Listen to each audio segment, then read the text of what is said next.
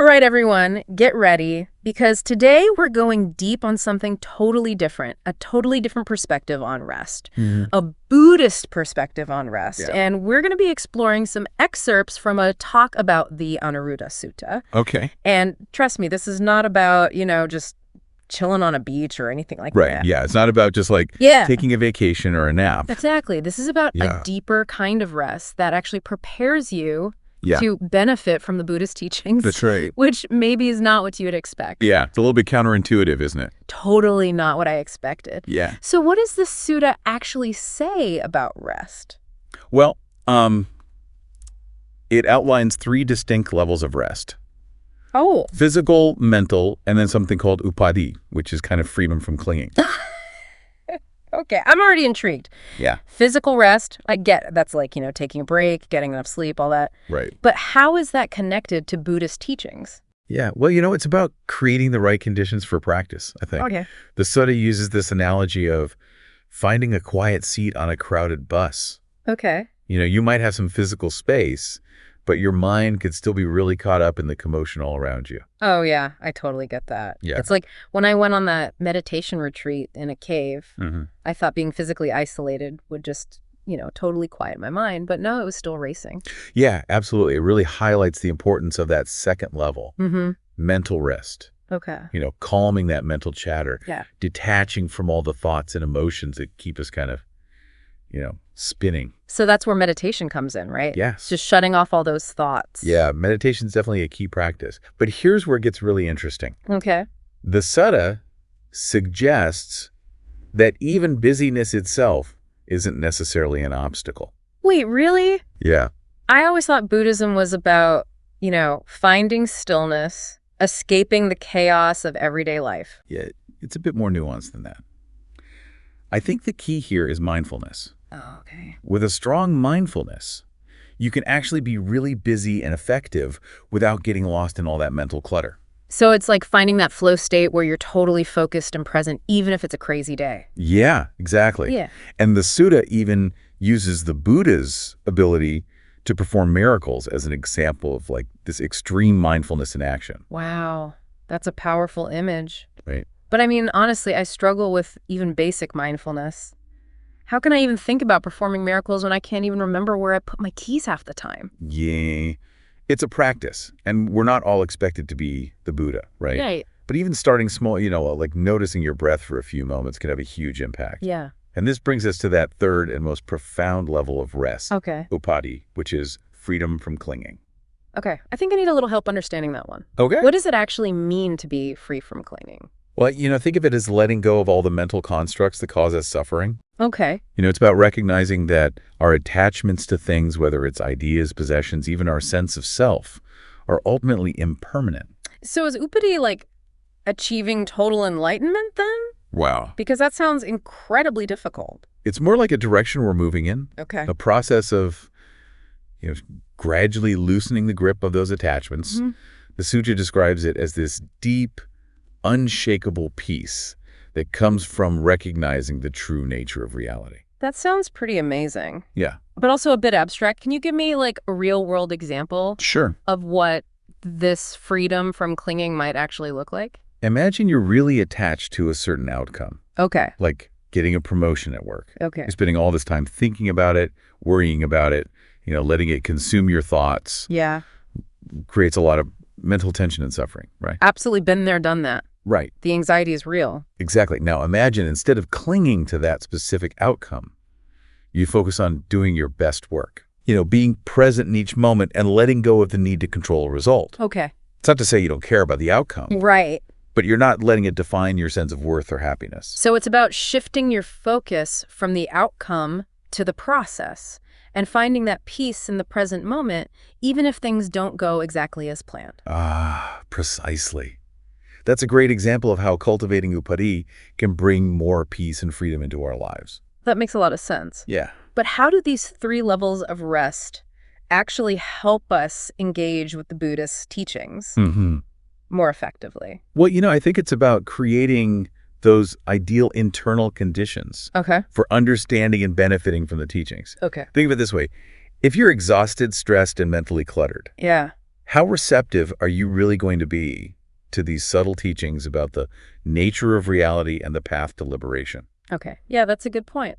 When I'm feeling that way, I'm probably more likely to reach for another cup of coffee than to contemplate the impermanence of all things. Exactly. Yeah. But when you cultivate these three levels of rest, physical, mental, and upati, you create a space for that deeper understanding and insight to arise. So it's like laying a strong foundation for the rest of your practice.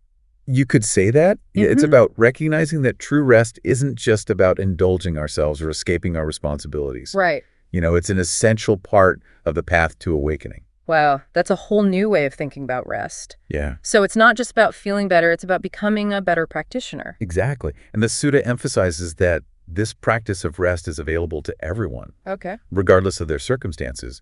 You don't have to be a monk meditating in a cave to experience these benefits. This is really fascinating stuff. Yeah. So these three levels of rest, physical, mental, and upati, are all interconnected and build upon each other, Yeah. helping us to create those ideal inner conditions for spiritual growth. That's a great summary. Okay. But we're just getting started. The Sutta goes even deeper into how to cultivate these different types of rest and how they ultimately lead to a more fulfilling and meaningful life. I am ready to dive in. We'll be back with more insights from the Anuruddha Sutta in part 2. So as we dig a little deeper into the Anuruddha Sutta, you'll see that finding this deeper rest isn't about reaching some perfect state of detachment or anything, It's an ongoing practice. It's a process. So it's not like flipping a switch, more like training a muscle. That's a great analogy. Yeah, it requires, awareness effort, a willingness to keep coming back to the present moment, even when our minds wander off. Right. Which they inevitably will. Of course.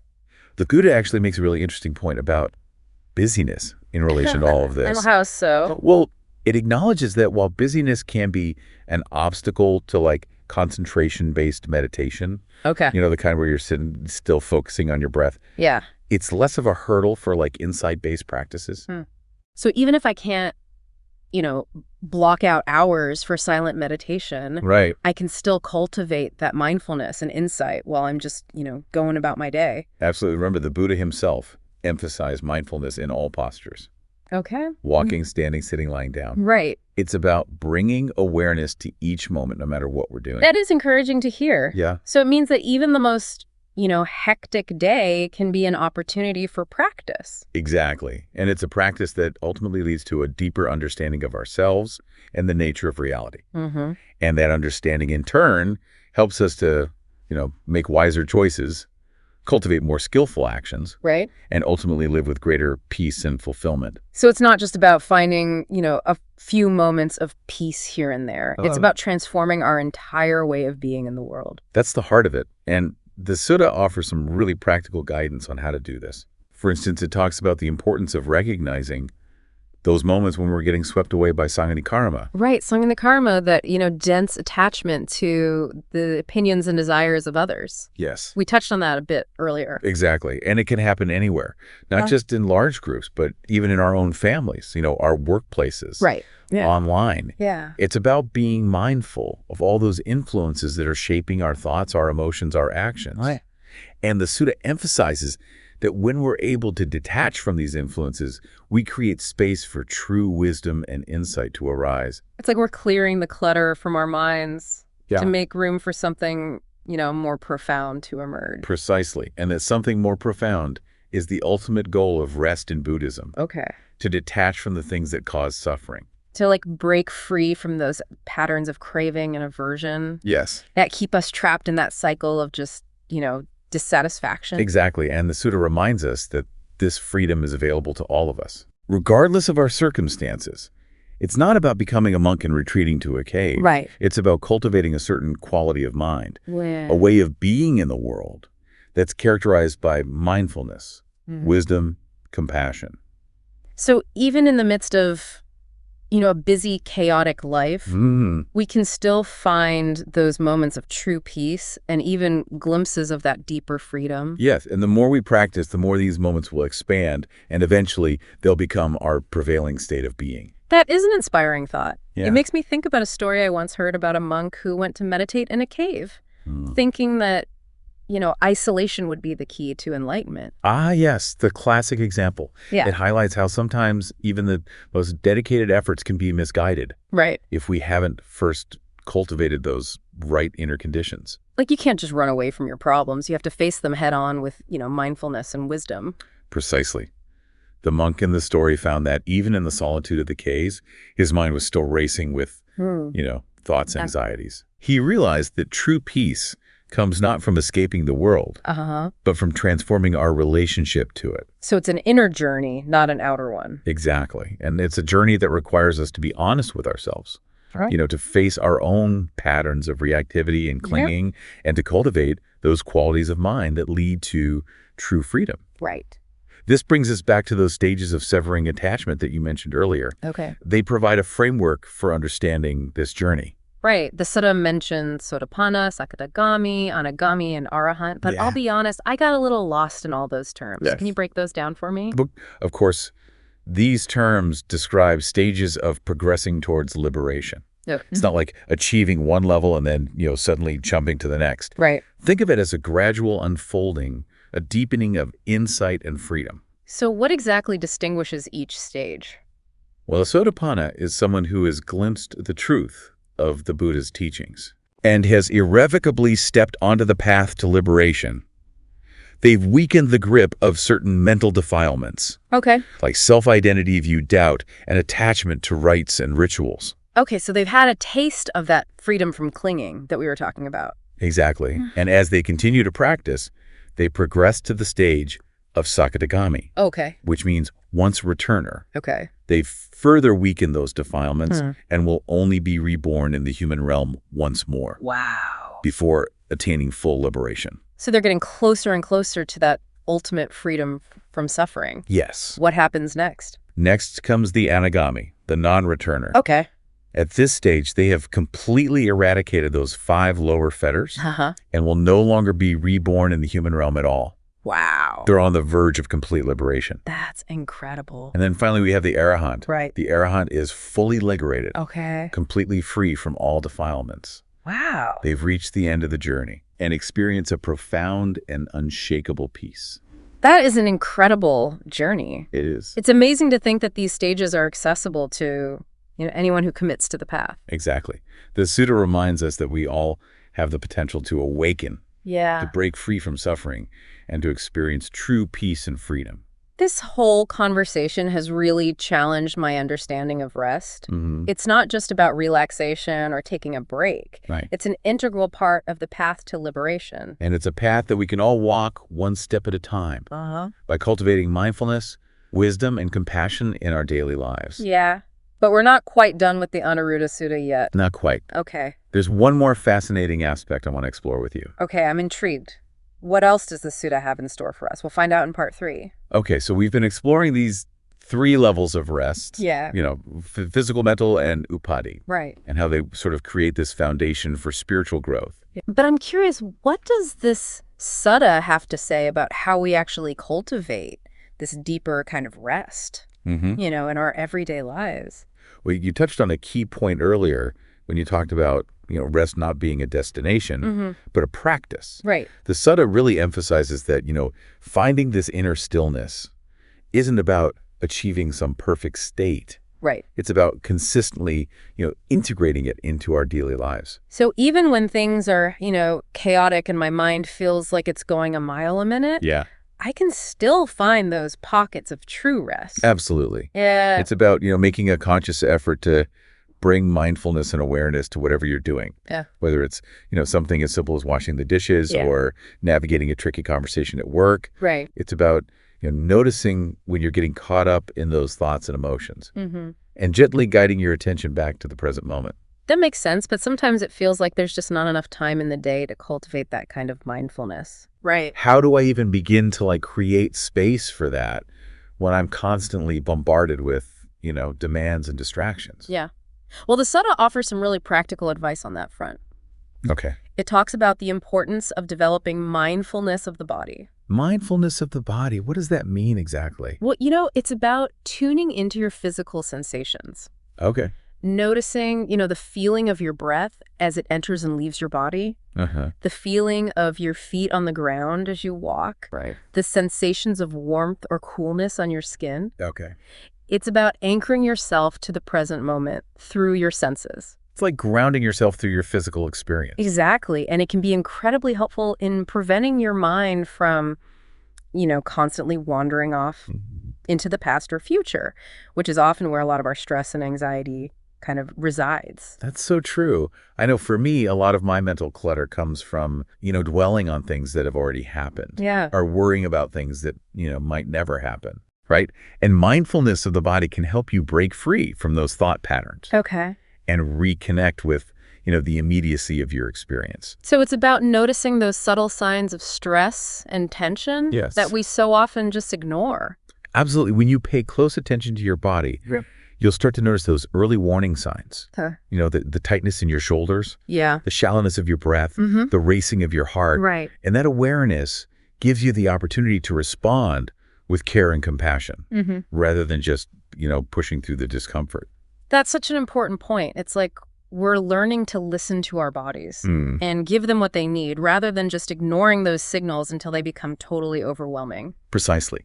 And that same kind of care and compassion extends to our minds as well. Okay. The Sutta emphasizes the importance of cultivating a kind and gentle attitude towards our own thoughts and emotions. Okay. Even the difficult ones. So it's not about suppressing or denying our feelings, but about learning to observe them without judgment. Exactly. When you can simply acknowledge your thoughts and feelings as they arise. Okay.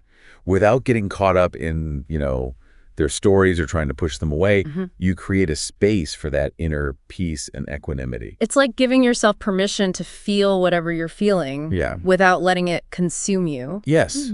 It's about recognizing that, those thoughts and emotions are temporary. Right. Like clouds passing through the sky. They don't define you. This whole conversation has been so insightful. Good. It's like we're learning to become more present, more mindful, and more compassionate towards ourselves and the world around us. And that, I believe, is the essence of true rest. It's not just about, taking a break from activity. It's about cultivating a way of being. Yes. That's characterized by peace, presence, wisdom. And that way of being, as the Anuruddha Sutta so beautifully illustrates, is accessible to all of us, regardless of our circumstances. This deep dive into the Anuruddha Sutta has been truly transformative. Good. I'm glad to hear that. It's given me a whole new understanding of rest and its potential to, revolutionize our lives. Yeah. And remember, it's a practice, not a destination. Right. So keep exploring, keep experimenting, and keep coming back to that inner stillness, even amidst the busyness of life. That's wonderful advice. I think it's time to wrap things up. Okay. But before we do, I want to leave our listeners with one final thought. Right. The Sutta really emphasizes the importance of detaching from the busyness and the distractions of the world. It made me wonder, could the pandemic, with its enforced solitude and isolation, Interesting. have been like an unexpected opportunity for us to discover this deeper kind of rest? That's a fascinating question. It certainly invites us to reflect on our own experiences during that time. Yeah. Did we embrace that solitude as a chance for, introspection and renewal? Yeah. Or did we struggle with the isolation and yearn for the distractions of our former lives?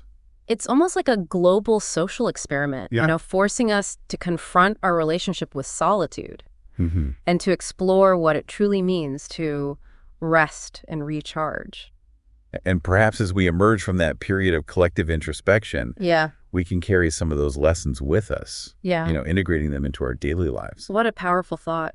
It's a reminder that even the most challenging experiences can hold hidden opportunities for growth and transformation. And that's the power of Buddhist teachings. They offer us a framework for understanding suffering, cultivating resilience, and for finding true peace and freedom, no matter what life throws our way. This has been an incredibly enriching deep dive. I agree. We've only just scratched the surface of this profound sutta. Yeah, there's so much more to explore. But I hope it sparked some curiosity and inspired you to explore these ideas further. I couldn't agree more. It's a journey worth taking. And we want to hear from you. Share your own reflections on rest, solitude, and the Anuruddha Sutta. Yes. On our social media channels. We'd love to continue the conversation. Until next time, keep diving deep.